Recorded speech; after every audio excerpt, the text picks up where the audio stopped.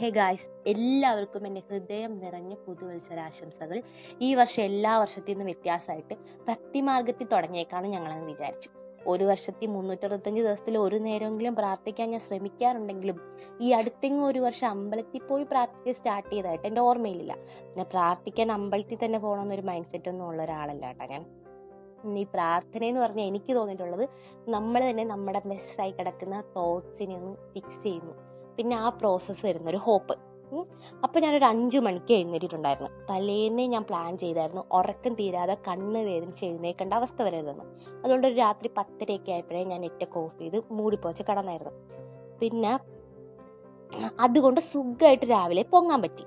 പിന്നെ last year new ഇയറിന് 2-2:30 വരെയൊക്കെ ഗ്രൗണ്ടിൽ കിടന്ന് തുള്ളിയിട്ട് പിറ്റേ ദിവസം ഫുൾ ഓഫ് ആയിരുന്നു, കിടന്നുറങ്ങുമായിരുന്നു. അതുകൊണ്ട് ഞാൻ പുറത്തുനിന്ന് പല പ്രലോഭനങ്ങളും ഉണ്ടായെങ്കിലും ഞാൻ ഉറങ്ങുക എന്ന തീരുമാനത്തിൽ ഉറച്ചു നിന്നു. അപ്പൊ നമ്മൾ പോയത് കോയമ്പത്തൂരിൽ നിന്ന് ഏതാണ്ട് 18 കിലോമീറ്റർ അകലെ പെരിയ തടാകം എന്നൊരു സ്ഥലത്ത് അനുവാവി സുബ്രഹ്മണ്യേശ്വര കോവിലാണ്.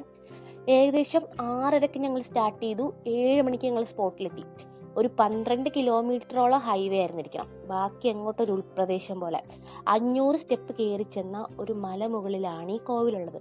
അങ്ങോട്ട് പോകുമ്പോൾ മൂഡ് വൈബൊക്കെ സെറ്റ് ആയിരുന്നു. നല്ല തണുപ്പ്, നമ്മൾ മാത്രം. കോവിലിലും വലിയ തിരക്കൊന്നുമില്ലായിരുന്നു. അപ്പൊ ഞാൻ വിചാരിച്ചു ഇവിടെ അങ്ങനെ തിരക്കില്ലാത്ത സ്ഥലമാണ്. ചുറ്റും കാടിനുള്ളിലുള്ള ഈ കോവിലിന് ഒരു ഐതിഹ്യമുണ്ട്. അനു എന്നാൽ ഹനുമാനെന്നും വാവി എന്നാൽ ജലമെന്നുമാണത്രേ. സഞ്ജീവനി മലയുമായിട്ട് സീതാദേവിക്ക് വേണ്ടി ഹനുമാൻ സ്വാമി പറന്നു പോകുമ്പോ ഈ മലയിലെത്തിയപ്പോ സ്വാമിക്ക് വെള്ളത്തിന് ദാഹിച്ചു പോലും. കുടിവെള്ളത്തിനായി ഹനുമാൻ സ്വാമി പ്രാർത്ഥിച്ചത് മുരുകനെ. തന്റെ ശൂലം ഉപയോഗിച്ച് മുരുകൻ ഹനുമാൻ സ്വാമിക്ക് പാറ തുറന്ന് ദാഹജലം കൊടുത്തു. ആ മലയാണ് ഇപ്പൊ കോവിലുള്ളത്. അവിടെ ഒരു ശൂലവും വെച്ച് കുമ്പിടുന്നുണ്ട്. ഈ ഐതിഹ്യം ഒന്നും അപ്പ അറിയാത്തോണ്ട് ഞാൻ ശൂലം വീടെടുത്തിട്ടില്ല കേട്ടോ. പിന്നെ ഇവിടെ ഇങ്ങനെ കല്ലുകൾ അടുക്കി വെച്ചിരിക്കുന്നുണ്ടായിരുന്നു. ചോദിച്ചു പറഞ്ഞത് നമ്മൾ മനസ്സിലൊരാഗ്രഹം വിചാരിച്ച് ഈ കല്ലുകൾ അടുക്കി വെച്ചാൽ ആ ആഗ്രഹം നടക്കൂത്തേ. അപ്പൊ ഞാനും കല്ലുകൾ അടുക്കി വെച്ചിട്ടുണ്ട്. ആഗ്രഹം നടക്കുമോ നമുക്ക് നോക്കാം. ഈ കോവിലിന് ചുറ്റും നിറയെ നല്ല വ്യത്യസ്തമായ കളറിലുള്ള പൂക്കളുള്ള നിറയെ മരങ്ങളുണ്ട്. മഞ്ഞയും ചുവപ്പും പിന്നെ എന്തെല്ലോ ഫ്രൂട്ട്സിന്റെ ഒക്കെ മരമുണ്ട്. പിന്നെ ചുറ്റും നോക്കി അവിടെ കുറേ ഇഷ്ടംപോലെ മയിലുകൾ ഉണ്ടായിരുന്നു. പിന്നെ ഇവിടെ നോക്കുമ്പോൾ ഒരു വലിയ ഹനുമാൻ സ്വാമിയുടെ പ്രതിമ കാണാനുണ്ടായിരുന്നേ. പക്ഷെ നമ്മൾ വന്ന വഴിയല്ലായിരുന്നു ആ പ്രതിമ. അത് എവിടെയുള്ളതെന്ന് എനിക്ക് കറക്റ്റായിട്ട് മനസ്സിലായിട്ടില്ല. നമ്മൾ വന്ന വഴിയല്ല, പക്ഷെ ഇങ്ങനെ ഗൂഗിളിൽ ഈ അമ്പലം അടിച്ചു നോക്കിയാലും ഒരു വലിയ ഹനുമാൻ സ്വാമിയുടെ പ്രതിമ കാണാൻ പറ്റും. അത് കഴിഞ്ഞ് നമ്മൾ പ്രാർത്ഥിച്ചൊക്കെ കഴിഞ്ഞ് കുറച്ചു നേരം അവിടെ ഇരുന്ന് ഒന്ന് കൂളായി ഒന്ന് ധ്യാനിച്ചിട്ടൊക്കെ നമ്മൾ വരുള്ളൂ. ഇവർ ഏത് കോവിലിൽ പോയാലും പ്രാർത്ഥിച്ചു കഴിഞ്ഞാൽ അവിടെ കുറച്ചു നേരം ഇരിക്കും കേട്ടോ. പിന്നെ ഇവൾമാരെ എനിക്ക് പട്ട ഇട്ട് തരുമായിരുന്നു. ഇവരിങ്ങനെ പ്രാർത്ഥിച്ച് അമ്പലത്തിൽ പോയി പ്രാർത്ഥിച്ചു കഴിഞ്ഞാൽ ഇങ്ങനെ വലിയ കുറി തൊടും. അതിന് പട്ടയെന്നാട്ടാ പറയുക.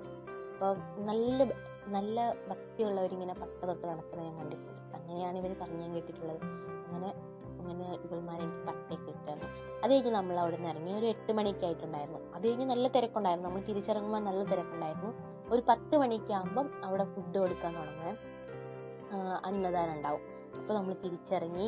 നമ്മൾ ഒരു 8 മണിയപ്പോൾ തന്നെ ഇറങ്ങി. അത് കാരണം നമ്മൾ ഫുഡിന് വേണ്ടി നോക്കിയില്ല, നമ്മൾ തിരിച്ചു പോകുന്നു കേട്ടോ.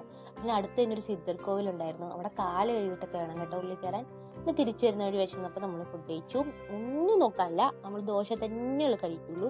അപ്പൊ ഞാൻ egg roast, Varshini plain roast, Vaishu muffin masala roast, അതെ അങ്ങനെ ഉണ്ടാ കഴിച്ചത്. നല്ലതായിരുന്നു.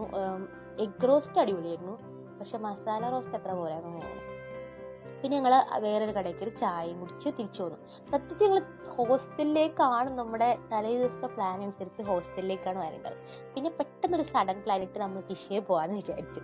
പക്ഷെ ഇഷയിൽ ഈ സമയത്ത് പോവാന്ന് പറഞ്ഞിട്ടുണ്ടെങ്കിൽ നൈറ്റ് ആട്ടോ അവിടെ വൈബ്, ലൈറ്റ് ഷോ ഒക്കെ ഉണ്ടാവും. പക്ഷെ ഈ സമയത്ത് പോവാന്ന് പറഞ്ഞിട്ടുണ്ടെങ്കിൽ അങ്ങോട്ടുള്ള വഴി അടിപൊളിയാണേ. അപ്പം 2 സൈഡിലും ഫുള്ള് ഫീൽഡ് ഉണ്ടായിരിക്കുക. ഇതും കൂടി കൂട്ടി 3ാമത്തെ തവണയാണ് ഞാൻ ഇഷയിൽ പോകുന്നത്. നല്ല നട്ടപ്ര വെയിലത്താണ്. 12 മണിക്കാണ് എത്തിയത്. അതുകൊണ്ട് നല്ല ഒന്നാന്തരം ടാങ്ക് ഇട്ടിട്ടുണ്ട്.